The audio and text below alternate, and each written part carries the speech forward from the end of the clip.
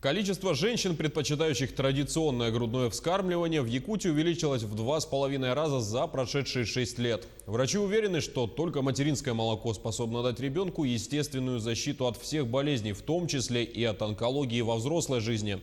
Репортаж Сусаны Рожиной. Грудное вскармливание – самое естественное и самое лучшее питание для новорожденных, особенно для недоношенных. Сегодня мы узнаем, в чем плюсы грудного молока. Я считаю, что грудное молоко – это, так сказать, самое полезное. Смесь. И в наше время, конечно, есть смеси, которые, заменяют вот это вот грудное молоко, но если есть молоко, то лучше кормить, да, грудью.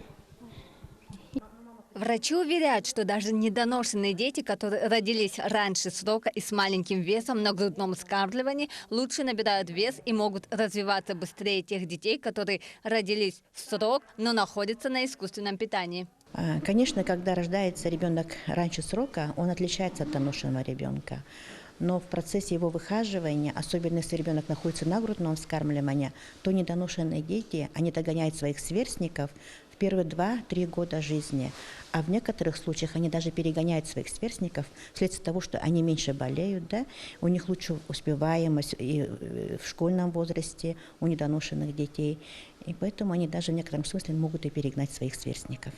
По словам медиков, успешность грудного вскармливания напрямую зависит от психологического настроя матери. Чем спокойнее мама, тем она готова к естественному вскармливанию. Врачи утверждают, что нет никаких причин для искусственного питания. И утверждение, что молоко у матери иногда может отсутствовать или не хватать – это миф.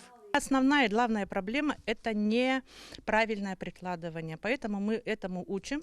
И вследствие этого у мамы возникают неприятные воспоминания, болевые ощущения. Это трещины сосков, это ребенок, который все время висит на груди, так называемый, да, непрерывно.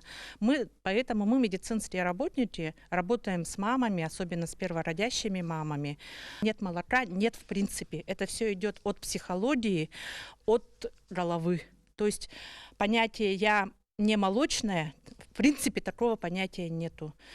И медики, и диетологи, и общественность уверены, что лучшее для малышей – это, конечно, материнское молоко, как в психологическом, так и в физиологическом плане. Поэтому для повышения здоровья населения планируют довести до 100% количество рожениц, кормящих грудью.